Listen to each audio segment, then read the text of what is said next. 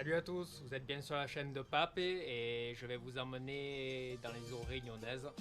Mais avant ça, il va falloir préparer le matos parce qu'il y a du travail. Allez, je vous emmène.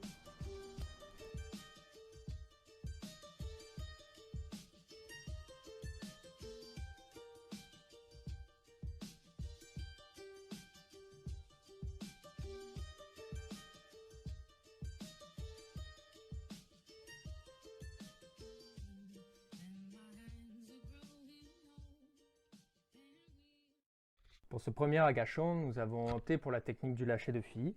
C'est-à-dire qu'on laisse le fusil gagner le fond afin d'attirer les poissons qui entendraient le bruit du fusil qui racle les coraux et les rochers. On peut voir le latanier qui est venu tourner autour de moi, mais qui est bien trop petit pour être tiré.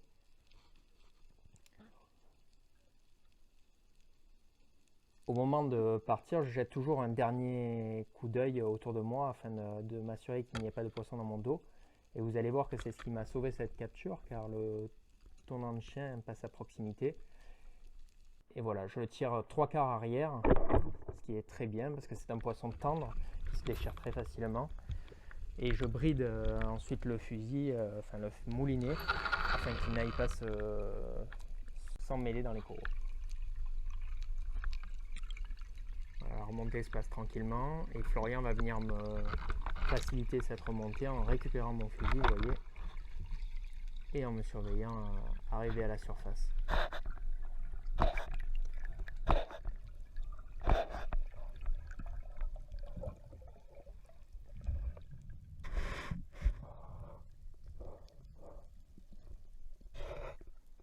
Voilà, on est arrivé en surface. Il s'assure que tout va bien de mon côté, j'ai récupéré mon fusil et on remonte le poisson. Vous voyez qu'il s'est arraché tout le flanc malgré le tir 3/4 arrière. Et vous verrez sur la deuxième face l'un des deux ardillons qui est pratiquement ressorti de la chair. Donc, merci au double ardillon.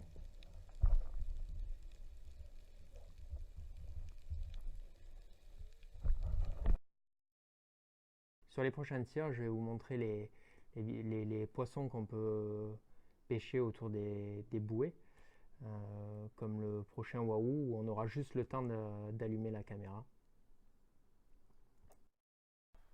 Voilà, le wahoo arrive, je le tire. Florian le doublera et je vous invite à faire de même lorsque vous tirez un poisson tendre comme ça. Ça nous assurera la capture. Vous verrez dans la prochaine vidéo le wahoo que Florian a tiré sans pouvoir le filmer.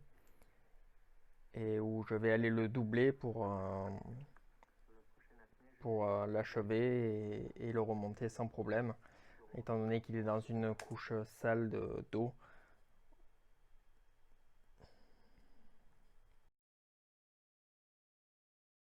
Le poisson est allé se mettre sur une vingtaine, 25 mètres de fond. Donc je descends afin de le tirer dans la tête.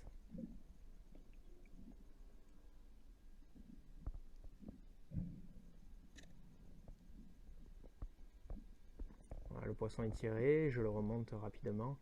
Au fond, il y a une couche de 5 mètres d'eau sale.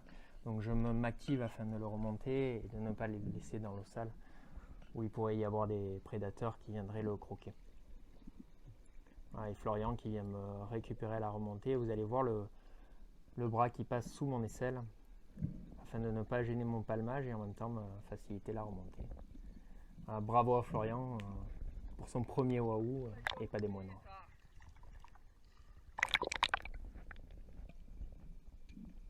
Alors on s'aperçoit que le poisson n'est pas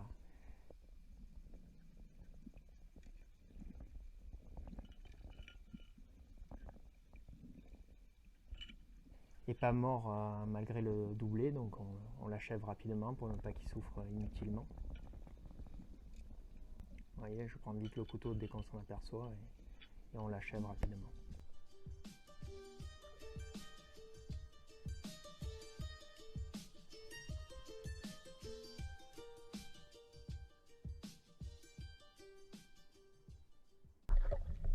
La deuxième capture, Teddy m'a appelé parce qu'il a vu deux wahoo. Vous voyez, il y en a un à gauche et un à droite. Pensant qu'il allait prendre celui de gauche, je prends celui de droite. Malheureusement, il avait également choisi celui de droite. Donc je le remercie pour cette capture. Vous voyez, le wahoo arrive très rapidement et est bien réceptif à ses mouvements de doigts. Et je le tire juste derrière la tête. Voilà, il est bien sonné et je me permets de le brider dès le départ pour ne pas qu'il aille s'en mêler dans la hauteur de la bouée et afin de le remonter plus rapidement. Il faut savoir que les wahoo font de très gros rushs si jamais ils ne sont pas bien tirés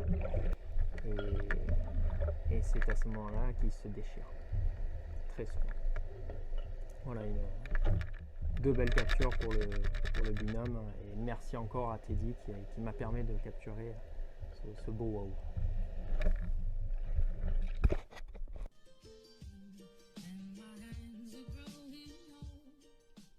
Changement de spot et changement de jour puisque la glacière est pleine. Et vous pouvez voir que toutes les sorties sont des moments de partage et de plaisir.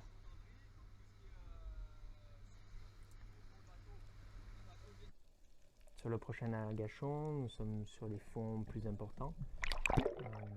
Nous cherchons vraiment le prédateur, tout ce qui est thon et barracuda.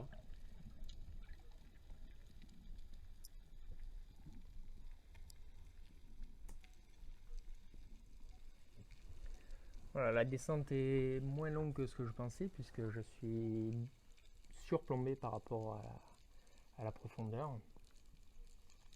Donc il va falloir que j'anticipe bien la remontée afin de garder assez de réserve et pour assurer une remontée sans encombre. Ouais, les fonds très accidentés qui sont plutôt propices aux prédateurs et à toute rencontre de pélagique.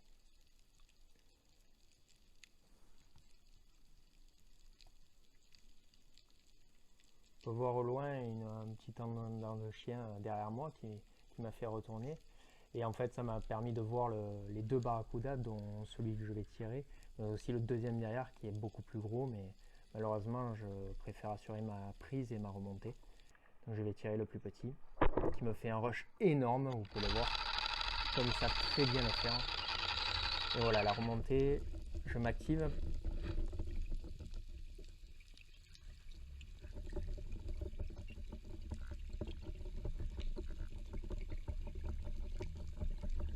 Voilà, il fait un deuxième petit rush. Voilà, Florian récupère le fusil. Il reste à mes côtés pour la remontée. Voilà.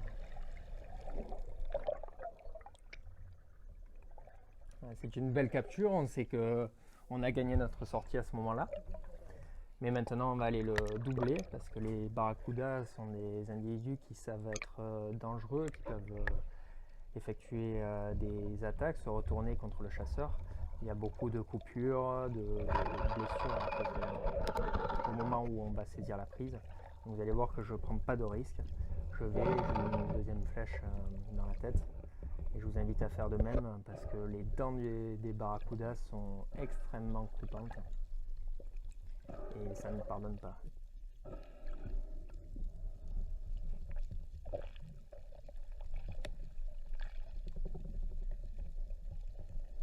Ça peut mener à la fin d'une sortie très rapidement.